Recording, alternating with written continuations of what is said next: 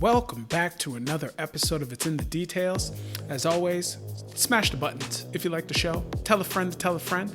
But thank you for coming back, ladies and gentlemen. Been a couple weeks since I talked to the people.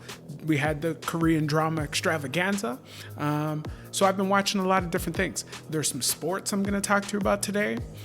Some movies that I watched over that time period. One of them I did not finish.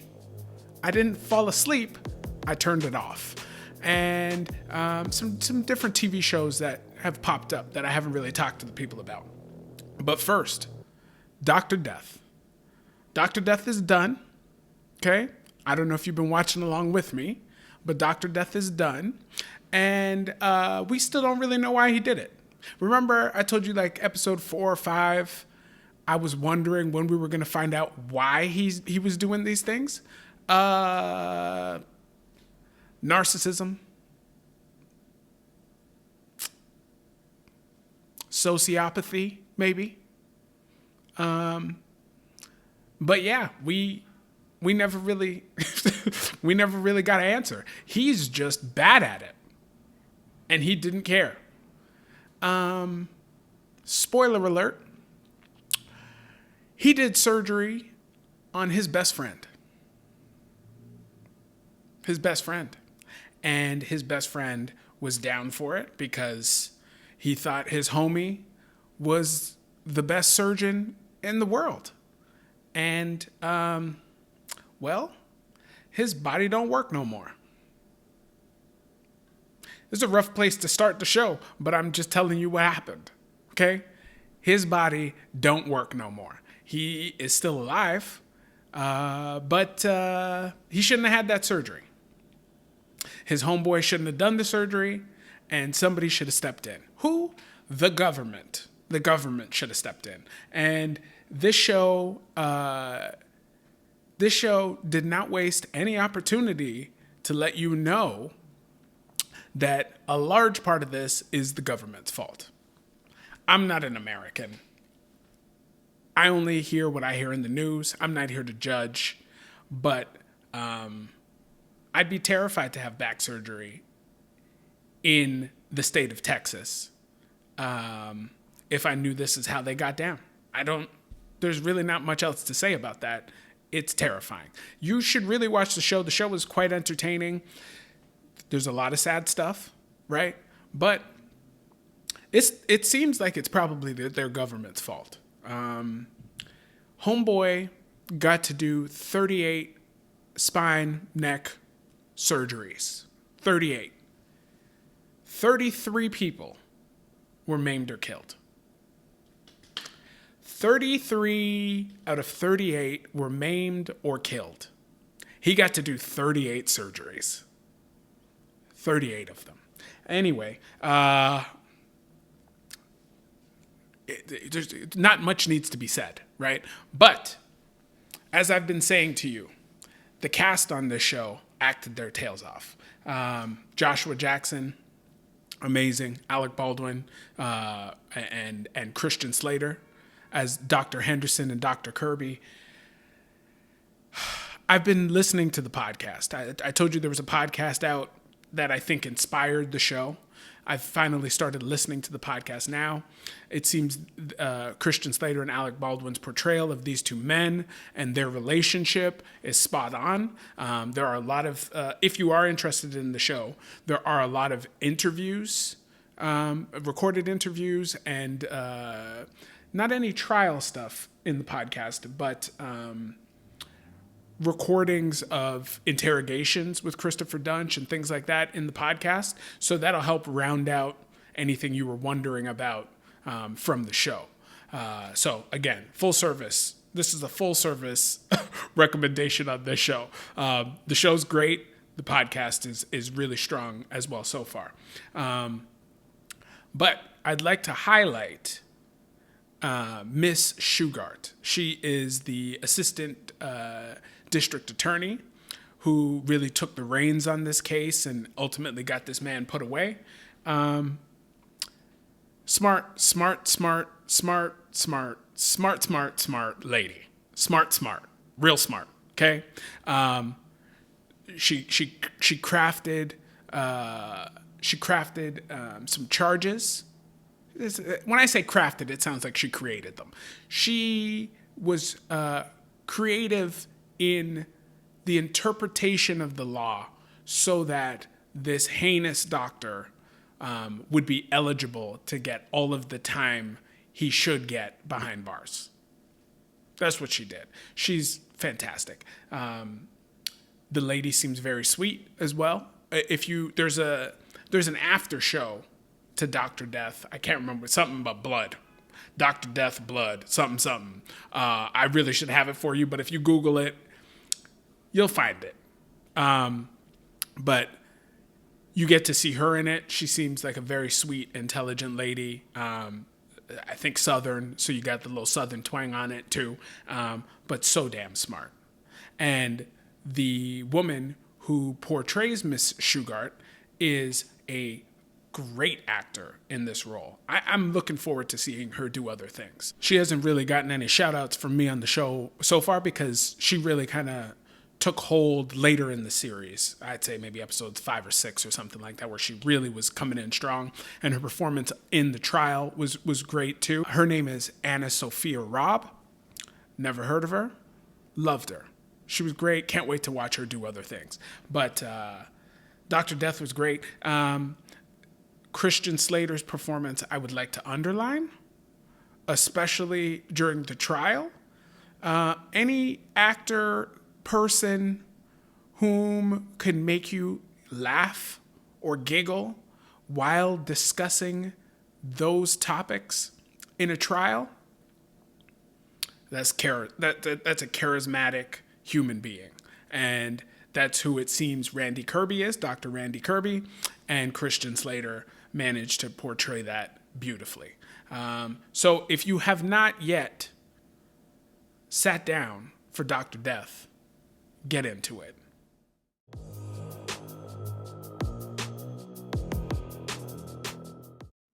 All right, people. So, like I told you, there's a couple movies I watched.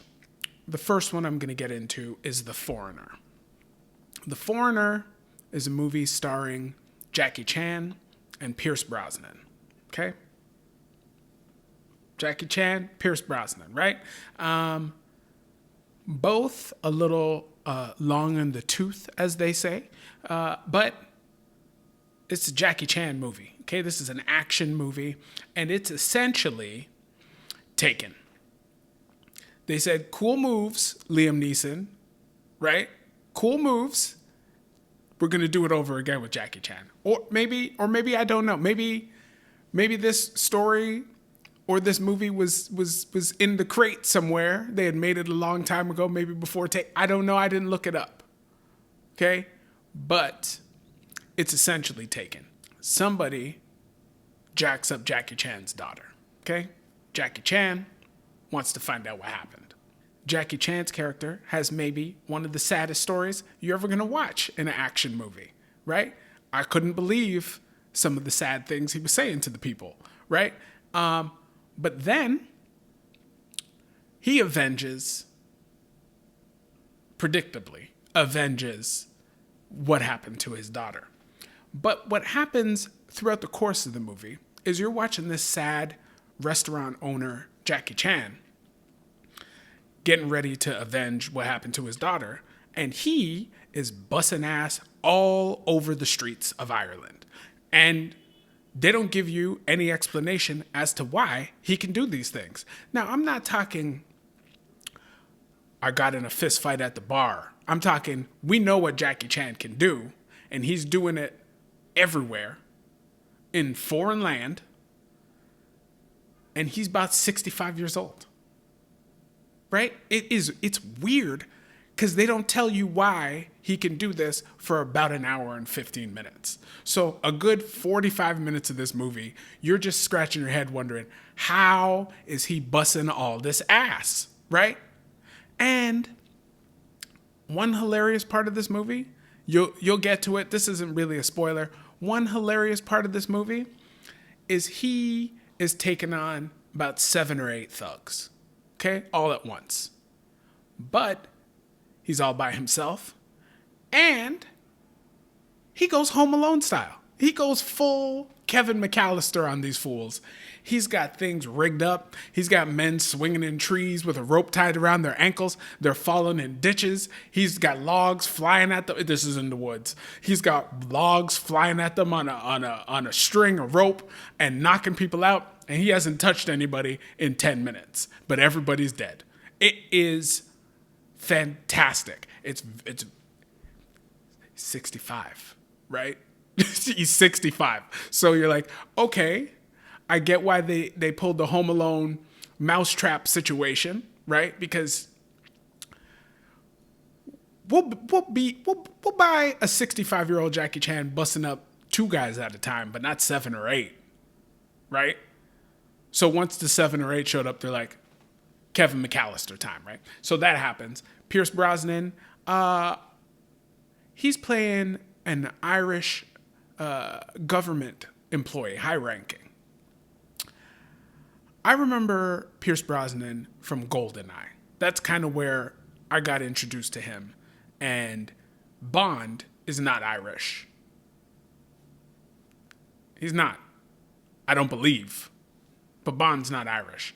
So I never thought Pierce Brosnan was Irish. As I'm saying these words to you now, I'm listening to myself say Pierce Brosnan, and that motherfucker, he's Irish. He's definitely Irish. So when I was watching the movie, I was like, oh man, Pierce Brosnan's Irish accent is on point. I did not know he was this good an actor, right? But Irish. Pierce Brosnan's role in this film is good. I found it a little bit comical at times. Like, you'll see it when you get into it. But he's kind of, I understand he's got a background. I understand his ranking in the government in this movie. But he's kind of bullying around some people where I'm like, I don't know if I understand there's leverage. You got to just watch it. Just watch the movie. I'm not telling you that this movie is the greatest movie. I'm not saying it's terrible. It's an entertaining little ride if you got some time to spend. And it's short. I think it's only like an hour and a half. And the action's pretty good. The action is pretty good. But Pierce Brosnan is Irish. Did you guys know Pierce Brosnan was Irish? Anyway, Jackie Chan, still busting ass at 65, 70 years old. He's probably not that old. Jackie Chan, if you run across me, please don't beat me up for this.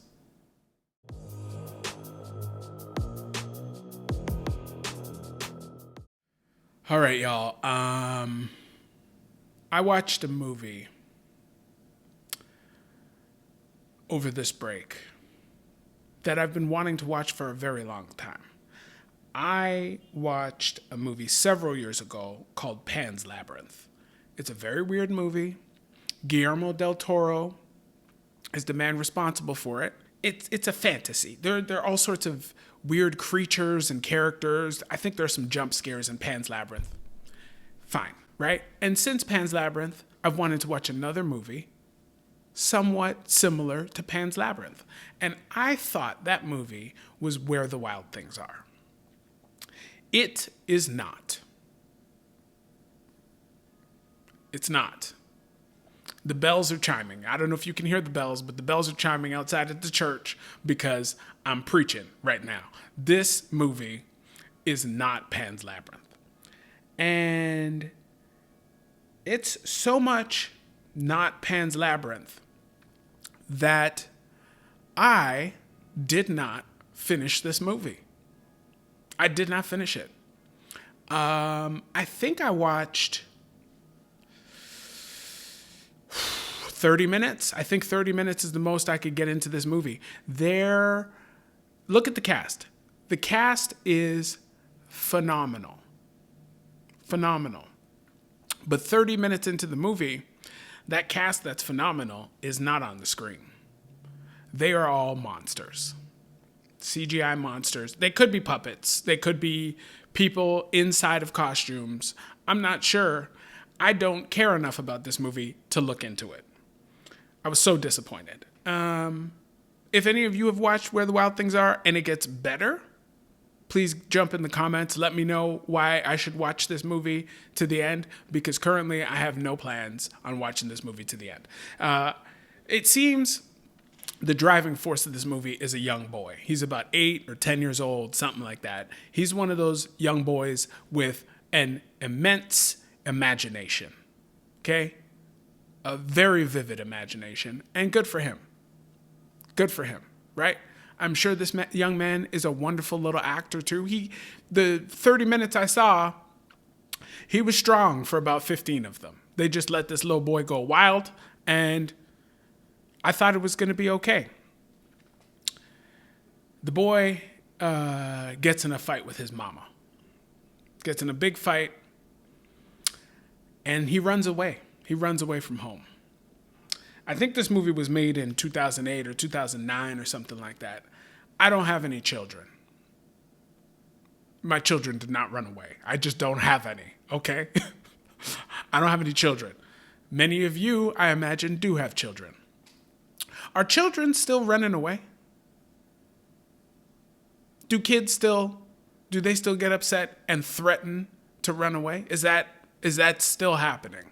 I remember when I was little, I'm listening to the oldness now. I remember when I was little, children used to run away or threaten to run away. Some of them even had a little bag packed just so they could bolt at any moment, right? They had this child run away. Also, parents, any of y'all got any little badass kids that if they did run away, you wouldn't even look? I'm just asking. I'm just asking. I don't know. I'm not telling you to let your kids run away and not look for them. I'm asking, how do you feel about the situation, right? But anyway, this little kid runs away.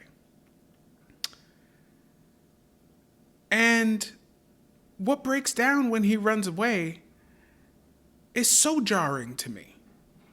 So jarring. Runs away from home. Runs through some woods. Through the woods, he gets to the shore of a body of water. Now, I don't know where this family is purported to be living, but he gets to the shore of some water that I assumed was a pond or a lake. Okay? When he gets to the shore, he sees a little sailboat. When I say a little sailboat, 8 feet, maybe 10 feet, a little sailboat. And you know what Lil Homie does? Lil Homie gets in the sailboat and sails off. He sails off. What did he do? Did he go for a little sail around the lake? A little sail around the pond? Well, no. Because he ends up in the ocean.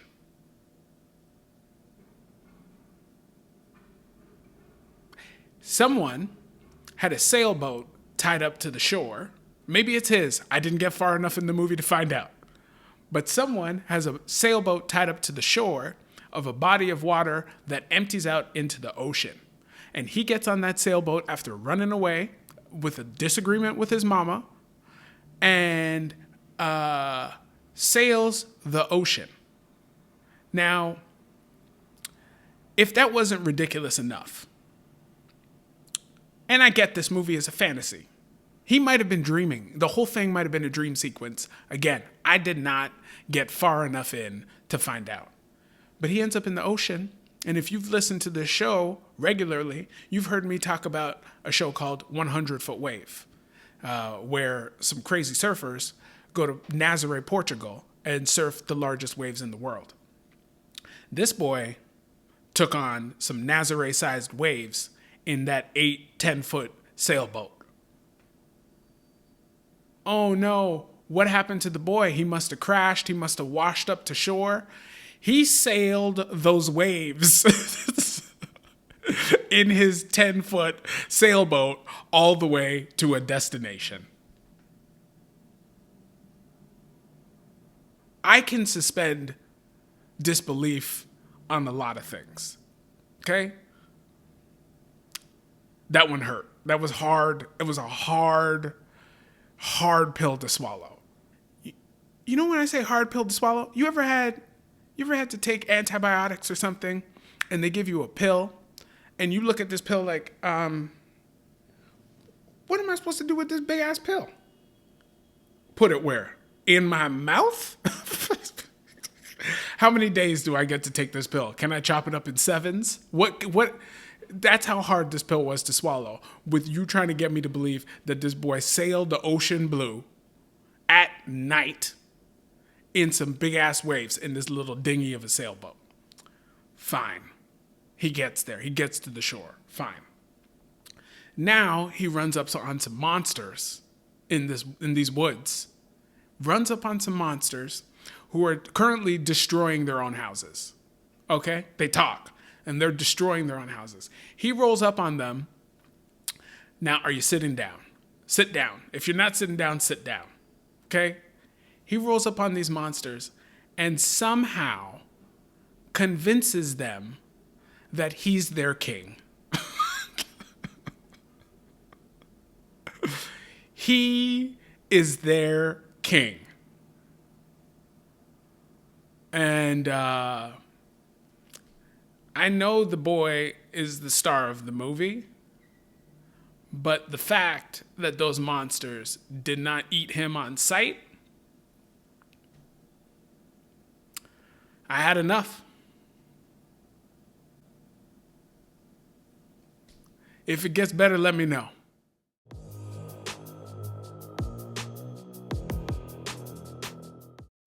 There's one little sports thing I want to get into with the people. Okay? For many years, I was a Cowboy fan. Many years, I've been a Cowboy fan. I started paying attention to football right when the Cowboys were good for the last time. And they haven't been good since.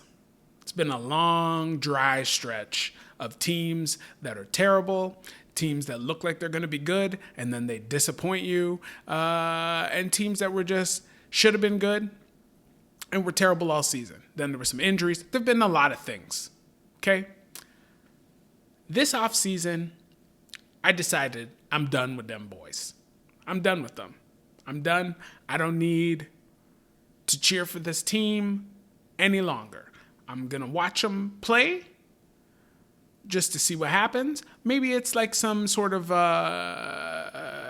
torturing yourself. I don't know. Because if they're good, then do I start cheering for them again? And if they're bad, do I cheer that they're bad and I made the right decision? I don't know. I don't have the answers to these questions. I just know I'm not a Cowboys fan like that anymore. And I'm watching them play football still.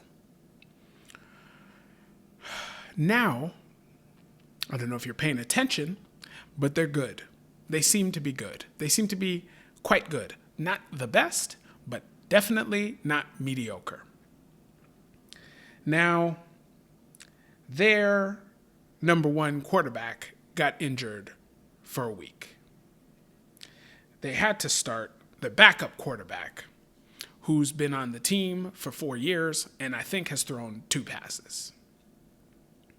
So, people were wondering, how's this going to go? And the game was tight. And the first time starting quarterback played a good game. And he won the game. So the team I used to love and love no more is now good enough to be winning games with backup quarterbacks. It's an interesting time in my life, is what I'm going to tell you. But that's not what I wanted to really tell the people about. What I really wanted to tell the people about is this first-time starting quarterback who's been in the league for 4 years has parents, as we all do. And his parents go to every single football game, and they just cheer for the Cowboys because they never get to see their son play. On this night, they got to see their son play. And coming down the stretch when the game was close, They were nervous because their boy needed to do some things. He needed to score a touchdown for the team to win. He's driving the field, he's making the right decisions, and the broadcast keeps cutting away to his family. And they're excited. They're giddy, they're nervous, they're all the things you'd expect them to be. But you know what I saw in these parents? And I'm not saying this is how they felt. This is how the circumstances went in my eyeballs, up into my brain, and are now coming out my mouth. Okay? What I saw was a collection of individuals in the stands looking at a lottery ticket, running around and throwing a football on the field. That's what it looked like to me. Because they, somewhere in the recesses of their mind, and they might already be millionaires. They could already be super rich. I don't know, right? But somewhere in the recesses of their mind, they want their boy to do well. They want the team to win, right? But they also have to know if he can get this job done, it could lead to millions of dollars. Millions off this one game. The Green Bay Packers had a backup quarterback many years ago named Matt Flynn. I can't remember if it was Brett Favre or Aaron Rodgers got hurt. Matt Flynn had to come in the game. And he threw, I believe it was 4 touchdowns and won the game. One game, 4 touchdowns, won the game. By the end of that season, he had signed a 3-year, $19 million contract from that one game. Okay? This is what happens in sports, especially with quarterbacks. If there's an inkling that you might be good enough to lead this team to the promised land, okay? We're going to give you some dollars. And this had to be going through Cooper Rush's family's mind at some point during this game. Please, throw that touchdown. Don't throw an interception. Win this game for your team, right? Let's all be happy you won and you've been preparing and you did what you had to do, son. We're so proud of you.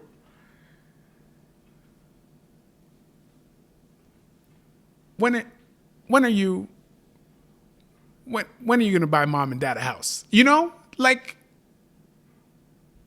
can you retire mom and dad? Right? Like, they had to be thinking it a little bit. Ooh, if he makes this pass, we're rich. All those practices, all those tournaments, driving places at 4:00 in the morning, all of that. He's a professional. He's making money, hundreds and hundreds of thousands of dollars. But those aren't millions. Anyway, thank you very much for joining us here on It's in the Details once again. As always, smash those buttons if you like the show. Tell a friend to tell a friend. And we'll see y'all in a week. Take care. Peace.